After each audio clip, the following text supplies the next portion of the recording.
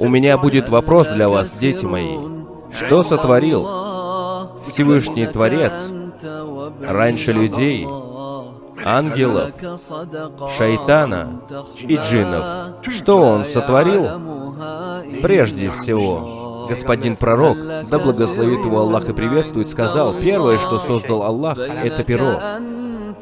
Он приказал ему записывать все, что произойдет до самого судного дня. Всевышний Аллах сказал перу, написать в Аль-Арше, нет Бога кроме Аллаха, и Мухаммад его раб и посланник. Перо написало то, что и было приказано. Перо — это первый свет господина пророка. Второй свет — это Аль-Арш. Третьими были созданы солнце, луна и звезды. Четвертыми — рай и его творцы. Красота нашего мира и мира иного. Адам — мир ему. Ангелы и джинны.